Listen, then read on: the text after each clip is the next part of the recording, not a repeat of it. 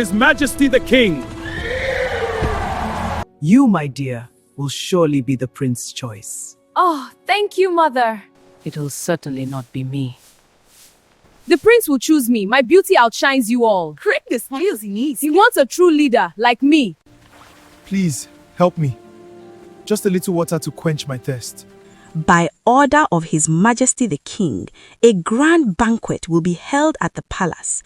There, the crown prince will choose his bride, the future queen of our land. The crowd gasped in amazement, and then cheers filled the air. Women clapped their hands, young girls whispered to each other with excitement, and men nodded with pride. The thought of one among them becoming queen stirred great joy. From that day, the village buzzed with preparations.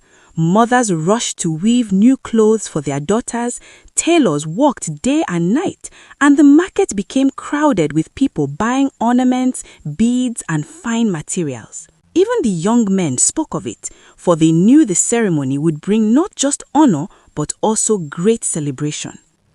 In every home, dreams were born.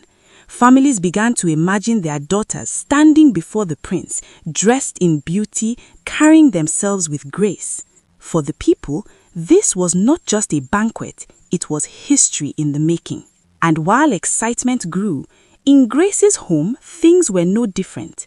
Douglas, her stepmother, became restless. She polished Rita's best shoes, brought out the finest wrappers she had been saving, and even brought elegant jewelry. She was determined that her own daughter would catch the prince's eye. But Grace? She remained quiet. Though she heard the news and saw the joy around her, she knew Douglas would never allow her to attend. And even if Douglas somehow had a change of heart and allow her attend, she knew the mask would never allow her to stand in the midst of other maidens. Still, Grace moved quietly from task to task, helping wherever she was needed. Whenever someone struggled, Grace was already there, offering help before being asked. At last, the long-awaited day arrived. The sun shone brighter than ever, casting golden rays upon the land as though the heavens themselves celebrated.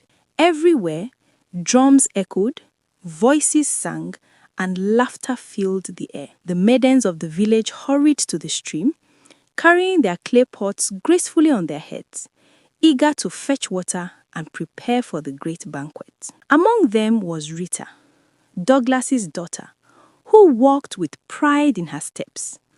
She adjusted her wrapper and boasted to anyone who cared to listen. Today is the day my life changes. Today, I will be chosen as the prince's bride. Meanwhile, at home, Grace's hands were not idle.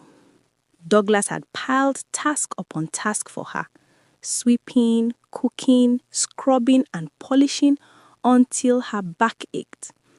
The aroma of food filled the compound as Grace stirred pots over the fire, while sweat dripped from her forehead. Still, she neither complained nor argued. Her heart remained gentle, her spirit calm. From the corner of the yard, Douglas watched her with cold satisfaction, her lips curling into a tight smile. At the stream, the maidens sang as they walked, their laughter echoing across the water. But as they reached the bank of the stream, their joy was interrupted. There, lying on the ground, was a man, poor, ragged, and bruised. His clothes were torn, his face dusty, and his body weak, as if life itself had beaten him down. He raised a trembling hand and whispered, "Please, help me. Just a little water to quench my thirst.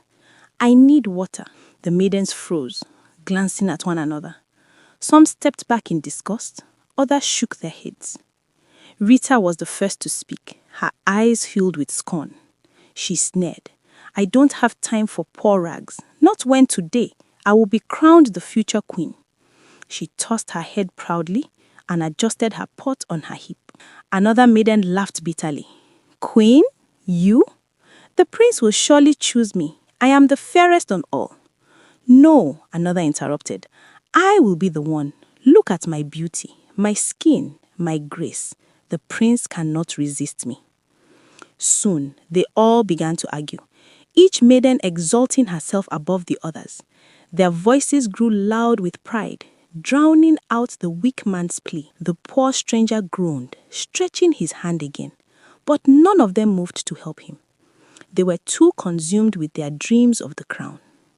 In their eyes, his life was worth nothing compared to their ambition. At last, they bent over the stream, filled their pots, and one by one walked away, leaving the broken man abandoned on the ground.